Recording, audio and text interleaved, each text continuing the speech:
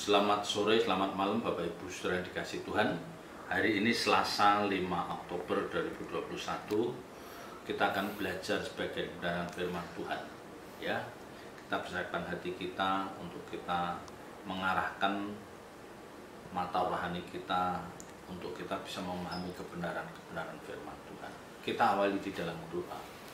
Bapa di surga, kami mengucap syukur atas segala penyertaan dan pemeliharaan sepanjang hari, dan tiba saatnya Tuhan kami akan belajar sebagai kebenaran firman-Mu. Urapi hamba-Mu, taruh perkataan-Mu dalam mulut bibir hamba-Mu. Jadikan sore hari ini menjadi sore yang penuh berkat bagi setiap kami. Roh Kudus, Engkau memberikan pengertian kepada setiap umat-Mu yang saat ini mengikuti, mendengarkan renungan firman Tuhan. Terima kasih ya Bapa, kami serahkan jalannya pemberitaan ini dalam tangan kasih-Mu. Haleluya. Amin. Bapak Ibu Saudara yang dikasihi Tuhan, membiasakan untuk melibatkan Tuhan dalam banyak hal. Ya, saya ulangin, membiasakan untuk melibatkan Tuhan dalam banyak hal atau dalam berbagai hal itu tidak mudah. Itu tidak mudah. Dan ini perlu dibiasakan. Ya, ini perlu dibiasakan. Dan orang percaya harus memiliki landasan iman yang cukup untuk mereka bisa selalu melibatkan Tuhan dalam banyak hal dalam hidup mereka. Ya. Kan kita menemukan orang-orang yang menganggap remeh persoalan hidup ini, ya, mereka merasa mampu, mereka merasa bisa mengatasi, ya, sehingga tidak perlu melibatkan Tuhan, ya, apalagi dibawa dalam pergumulan doa, tidak perlu, ya, karena kebanyakan orang menganggap, wah, ini persoalan ini sederhana, ya, ini persoalan ini sepele, padahal justru dari yang sederhana, yang kelihatannya kecil di hadapan kita, itu kita tidak boleh salah. Kita tidak boleh salah, dan ini bisa membahayakan kita. Maka saya katakan, membiasakan diri untuk kita selalu melibatkan Tuhan dalam banyak hal dalam hidup kita itu tidak mudah. Karena pada dasarnya di dalam diri setiap kita itu ada sedikit kesombongan, merasa mampu, merasa hebat. Ya, tidak perlu orang lain, tidak perlu Tuhan, dan semuanya akan selesai dengan kemampuannya. Nah, ini yang salah. Ya, ini yang salah. Ya, dan orang-orang yang sudah bisa, orang-orang percaya yang sudah bisa membiasakan diri melibatkan Tuhan dalam banyak hal, dalam setiap perkara dalam hidupnya, adalah orang-orang yang sudah memiliki landasan iman yang cukup. Dia memiliki landasan kebenaran yang cukup. Ya. Dan orang-orang seperti ini adalah orang-orang yang menyadari. Mereka menyadari betapa manusia ini banyak keterbatasannya. Ya. Orang ini menyadari bahwa kita ini banyak keterbatasan. Sehebat apapun kita pasti punya keterbatasan. Ya. Yang pernah saya katakan, dulu, sekalipun kita memiliki uang dalam jumlah yang cukup besar, misalnya sampai ratusan miliar, itu bukan berarti apa yang kita inginkan, apa yang kita rindukan bisa kita wujudkan dengan jumlah uang yang banyak itu. Belum tentu. Ya, sekali lagi saya akan belum tentu. Jadi ini mestinya yang harus dipahami oleh orang percaya. Dan kita juga harus menyadari bahwa segala sesuatu di dalam hidup ini semuanya boleh terjadi, semuanya bisa terjadi karena seizin Tuhan. Ya, jadi dua hal ini yang harus ada di dalam benak orang percaya. Ya, jadi inilah konsep berpikir yang seharusnya ada dalam setiap orang percaya. Ya, yang pertama bahwa kita ini banyak keterbatasan. Tidak mungkin kita menjadi superwoman, superman yang apa saja bisa. Satu bidang dia bisa, dia menguasai bidang lain dia tidak. Ya. Dan kita juga yakin bahwa semua yang terjadi, ya, semua peristiwa yang terjadi dalam hidup ini semua seizin Tuhan. Ya, jadi tidak ada sesuatu bagi orang percaya yang mengerti kebenaran. Tidak ada sesuatu itu yang kebetulan, itu tidak ada. Ya, bahkan Alkitab katakan sehelai rambut jatuh dari batok kepala kita itu seizin Tuhan. Bayangkan sehelai rambut yang jatuh dari batok kepala kita itu pun seizin Tuhan.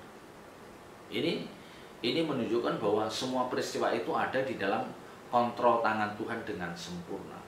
Nah, yang saya katakan mestinya konsep berpikir yang seperti ini harus ada dalam diri orang percaya. Ya. Tapi sekali lagi memang tidak mudah.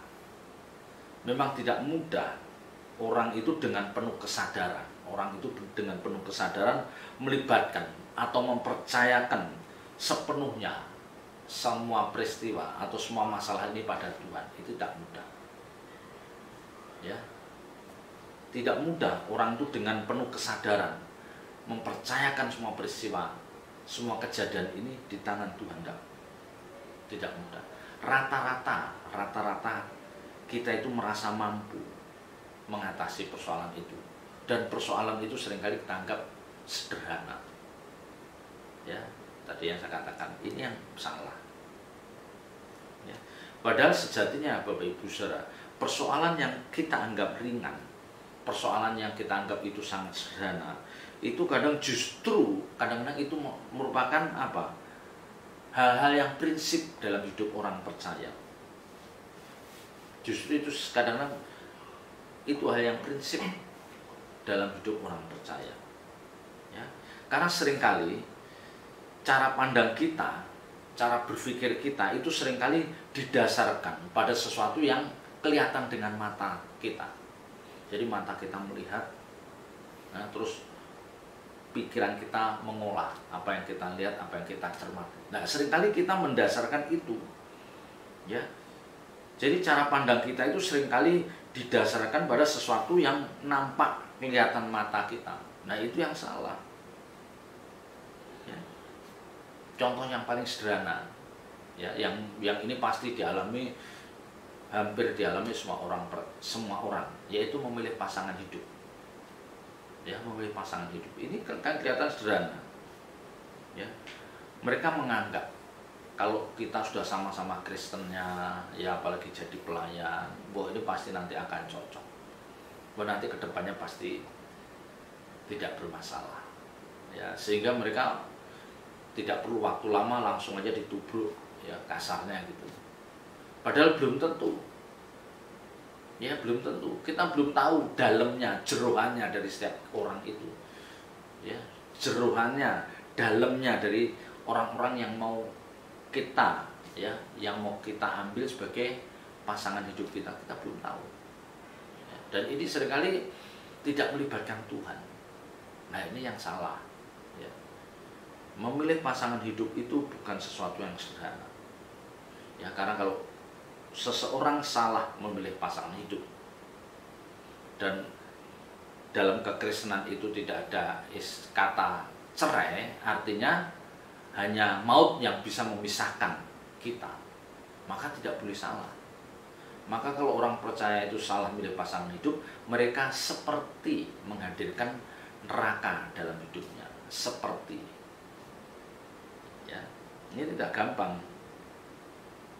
Ya, karena kan kita menyaksikan ada banyak pasangan muda seperti itu. Wah, kita sudah satu pelayanan, sudah satu ini. Kita belum tahu background masing-masing rumah tangganya, ya, kedalaman mereka memahami firman Tuhan, ya, jenjang akademisnya yang mungkin terlalu jauh, itu berpengaruh. Ya, tetapi lebih dari itu yang paling penting adalah bagaimana masing-masing kita memahami arti hidup yang sesungguhnya. Jangan yang pria itu sudah memahami kebenaran firman Tuhan yang lengkap atau nyaris lengkap, yang wanita masih cetek. Ya, masih cetek. Nah, ini yang menyedihkan. Dan itu, ya, sekalipun memang sudah satu iman, ya, satu teman pelayanan, melibatkan Tuhan itu tidak boleh dilupakan. Tetap kita harus tanya Tuhan. Kita tetap harus tanya Tuhan. Ya, kita pergumulkan, kita tanya Tuhan, apakah memang sosok ini yang pantas menjadi calon ayah dari anak saya? Apakah wanita ini pantas menjadi calon dari ibu dari anak saya nanti? Harus ditanya. Ya. Jangan apa yang kita lihat dengan kasat mata, oh dia pekerjaannya udah mapan, udah punya rumah sendiri, punya kendaraan sendiri, ya, punya mobil, ya, kendaraan sendiri, kerjanya mapan, ya, dia juga Kristen juga, wah langsung kita tutup. Ya, ini tidak tepat. Kan sering kita melihat, ya bukan sering, kita pernah melihat ada seorang wanita yang meninggalkan pasangan hidupnya, ya, wanita itu meninggalkan pasangan hidupnya padahal dia sudah kenal udah cukup lama dan calonnya yang cowok itu juga baik, tetapi memang cowok ini dari keluarga sederhana, dia belum menunjukkan bahwa dia akan memiliki masa depan yang baik karena dia mungkin masih kuliah atau baru lulus kuliah yang belum bekerja. Nah, sementara cewek itu melihat cowok lain, pria lain yang kayaknya udah settle nih, ya, settle. Dia menilai dari pandangan mata jasmani, ya. Apalagi terus orang tuanya menyetujui, iya dia udah settle, masa depannya udah kelihatan cerah. Dan dengan mudah wanita ini bisa meninggalkan teman pacar yang sudah pacar lama, ya, pacarnya yang sudah lama dia berpacaran bisa ditinggalkan. Nah ini seringkali bisa menyesal wanita ini nanti, karena semuanya itu dilihat dari kacamata dia, tidak dipergumulkan tanya Tuhan. Ya, memang secara kasat mata pacarnya ini yang sudah lama berpacaran ini memang orang sederhana, dari keluarga yang sederhana, ya, dan dia juga belum bekerja, jadi belum ada tanda-tanda bahwa dia akan menjadi orang yang sukses. Tetapi kan kita tidak bisa menilai seseorang hanya dari pandangan kita. Kita kan tidak tahu, ya, gairah dia, apa, spirit dia nanti dalam bekerja, kita kan belum tahu, ya. Maka semua itu harus melibatkan Tuhan. Maka kalau kita melihat di dalam Mazmur pasal 127 ayat 1, ya, Mazmur 127 ayat 1, jikalau bukan Tuhan yang membangun rumah, sia-sialah usaha orang yang membangunnya. Jikalau bukan Tuhan yang mengawal kota, sia-sialah pengawal berjaga-jaga. Ya. Ini tentu bukan bicara tentang rumah secara fisik saja, ya, membangun rumah itu bukan bicara tentang rumah fisik saja, tetapi ini lebih berbicara tentang seseorang yang akan membangun sebuah rumah tangga. Ya. Kalau ini berbicara tentang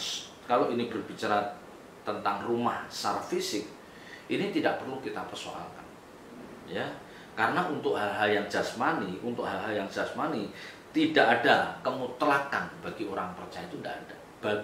Ya, jadi untuk hal-hal yang jasmani bagi orang percaya itu tidak ada sesuatu yang mutlak, tidak ada kemutlakan, karena Alkitab katakan asal ada makanan dan pakaian cukup. Ya. Jadi mau kita membangun rumah model apa, tipe apa, besarnya seberapa, itu tidak masalah. Ya, asal semua itu kita lakukan, kita kerjakan dengan melibatkan Tuhan. Nah, justru yang lebih penting kalau ini menyangkut tentang membangun rumah tangga orang percaya, dan ini hal yang prinsip. Ini hal yang prinsip. Maka tadi saya katakan, kalau kita salah memilih pasangan hidup, kita bagian menciptakan, menghadirkan neraka di dalam dunia ini, khususnya dalam hidup kita. Ya, mungkin ini terlalu berlebihan.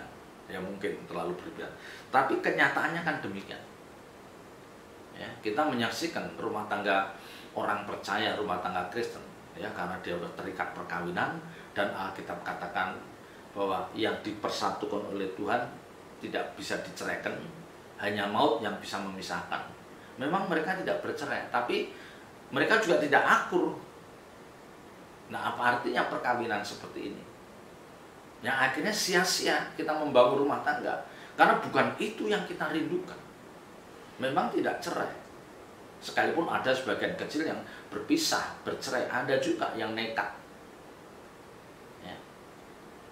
Maka saya katakan, yang satu iman saja bisa seperti itu, apalagi orang yang mengambil pasangan hidup yang beda keyakinan. Itu nekat sekali. Ya, nekat sekali. Memang seolah-olah tidak akan ada masalah, tapi pasti nanti akan ada masalah. Di ujungnya pasti ada masalah. Ya, perempuannya pasti menderita, atau anak-anaknya akan menderita, itu hampir pasti. Ya, mereka adalah orang-orang yang berkhianat, kalau bisa dikatakan. Kecuali kalau dalam perjalanan waktu itu mereka menjadi orang-orang yang seiman, jadi pasangan hidupnya menjadi orang percaya, itu beda lagi. Ya, jadi menentukan pasangan hidup adalah momen yang sangat penting bagi orang percaya. Ya, makanya kalau ada yang mengatakan, ya, kalau ada seorang hamba Tuhan mengatakan bahwa pasangan hidup kita itu, ya, pasangan hidup yang kita ambil itu harus merupakan hadiah terbaik bagi orang tua kita. Tahu maksudnya? Jadi kalau pemuda itu mengambil wanita itu, ya, dalam benak pemuda itu harus mengatakan bahwa wanita ini, calon istri saya itu adalah merupakan apa? Hadiah yang terbaik buat orang tua saya. Ya. Karena kalau tidak, nanti orang tua yang selama ini merasakan damai sejahtera hidup dengan anak-anaknya, tapi karena anaknya itu salah mengambil pasangan hidup, orang tua itu kayak terseret ikut menderita, dan ini tidak bisa dipungkiri. Ya, makanya tidak salah kalau bahwa pasangan hidup saudara itu harus merupakan hadiah terbaik bagi orang tua saudara. Maka jangan salah. Ya, jadi kalau Alkitab katakan, jikalau bukan Tuhan yang membangun rumah, sia-sialah usaha orang yang membangunnya. Ya, jadi rumah tangga itu harus Tuhan yang membangun. Kita dipertemukan oleh Tuhan. Dipertemukan oleh Tuhan. Memang kita yang proaktif, kita mencari, oke, silakan. Tetapi menjelang keputusan akhir bahwa aku mengambil orang ini, mengambil gadis ini, atau gadisnya, aku menerima lamaran pria ini. Nah, sebelum kita menentukan, itu harus lewat pergumulan panjang. Nanti kalau enggak, sia-sia kita. Kelihatannya kita membangun rumah tangga, tetapi kita tidak menemukan damai sejahtera yang selama ini kita dambakan. Nah, yang lebih menyedihkan lagi apa? Nah, ya, ketidakharmonisan rumah tangga kita itu menyeret banyak pihak. Orang tua kita, juga orang tua pasangan hidup kita. Mereka semua terlibat. Ya, makanya tidak salah kalau katakan bahwa pasangan hidup saudara harus merupakan hadiah yang terbaik bagi orang tua saudara. Itu benar. Ya. Jadi ini harus melibatkan Tuhan, tidak bisa kita tidak melibatkan Tuhan. Kalau tidak, sia-sia. Artinya kita kelihatannya suka orang lain dan wah, ya berbahagia ya, selamat berbahagia menempuh hidup baru. Ya, berjalan 2-3 bulan setahun, ternyata semuanya berubah karena nggak melibatkan Tuhan. Damai sejahtera, sukacita yang kita harapkan hadir dalam pernikahan kita tidak terwujud. Demikian juga dikatakan, jikalau bukan Tuhan yang mengawal kota, sia-sialah pengawal berjaga-jaga. Jadi mengawal kota ini berbicara tentang perlindungan Tuhan atas orang percaya. Seringkali Bapak Ibu Saudara dan saya merasa aman, nyaman, dan tidak perlu minta perlindungan Tuhan. Apalagi orang yang dengan kekuatan uang yang penuh, ya, uang yang kuat, kekayaannya cukup melimpah. Mereka merasa cukup kalau di rumahnya ada security khusus mengawasi rumahnya. Bahkan mungkin anaknya yang tunggal atau dia sendiri kalau pergi perlu dikawal bodyguard misalnya, dan mereka merasa aman.